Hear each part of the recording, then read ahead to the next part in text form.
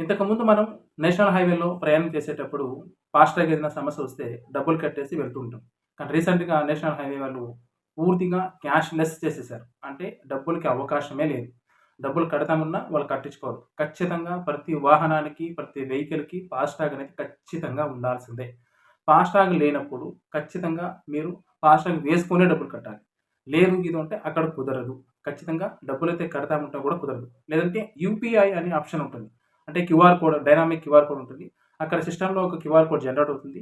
దానికి మీరు స్కాన్ చేసి మీరు చేయొచ్చు. యూపీఐ చేయొచ్చు. అంతేగాని డబ్బులు కడుతున్నట్టు మాత్రం నో ఎంట్రీ టోల్ ప్లాజాలో. ఇది క్లియర్‌గా అర్థం చేసుకోండి.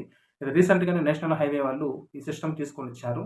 ఎన్నో ఫ్రాడ్ జరుగుతున్నాయి కాబట్టి వాటిని దృష్టిలో పెట్టుకొని 100% క్యాష్‌లెస్ చేసేసారు. ఏ టోల్ ప్లాజాకెళ్ళినా మీరు డబ్బులు కడతామంటే వాళ్ళు డబ్బులు తీసుకోరు. ఒకవేళ డబ్బులు తీసుకుంటూ ఉంటే కూడా అది చాలా తప్పు. ఎందుకంటే నేషనల్ హైవే వాళ్ళు క్లియర్‌గా క్లారిటీ ఇచ్చేసారు. ఏ టోల్ ప్లాజాలను డబ్బుని యాక్సెప్ట్ చేయట్లేదు. మీరు కూడా ఎవరికి డబ్బులు కట్టకండి టోల్ ప్లాజాలో అనేసి. ఓన్లీ పాసుల కోసం ఒకవేళ లోకల్ రోడ్లుంటే అక్కడ పాసుల కోసం మంత్లీ పాసెస్ ఉంటాయి కదా! మంత్లీ పాస్ కోసం వాటి కోసం మాత్రమే మీరు డబ్బులు కట్టాల్సొస్తుంది. అంతేగాని లైవ్‌గా మీరు లైన్‌లో వెళ్ళేటప్పుడు ఫాస్ట్‌ట్రాగ్‌లో ఏదైనా డబ్బులు కడతానంటే మాత్రం ఖచ్చితంగా డబ్బులు తీసుకోరు. ఏ టోల్ ప్లాజాలోన. అందుకే ప్రతి ఒక్కరు కుదిరినంత వరకు ట్రై చేయండి. మీరు వెహికల్ తీసుకున్న వెంటనే ఫాస్ట్‌ట్రాగ్ అనేది ఖచ్చితంగా మీరు వేసుకోవడానికి ట్రై చేయండి. ఖచ్చితంగా ప్రతి వాహనానికి ఫాస్ట్‌ట్రాగ్ అనేది ఖచ్చితంగా ఉండాలి.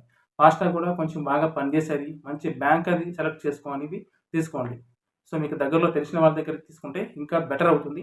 సో, నిజంగానే ఈ ఫాస్ట్‌ట్రాగ్ లేకుంటే మాత్రం టోల్ ప్లాజాలో చాలా ఇబ్బందులు ఫేస్ చేస్తారు కాబట్టి, ముందుగా మీరు టోల్ ప్లాజాకి వెళ్ళేక ముందే మీరు ముందుగా మన ఫాస్ట్‌ట్రాగ్ పనిచేస్తుందా లేదా?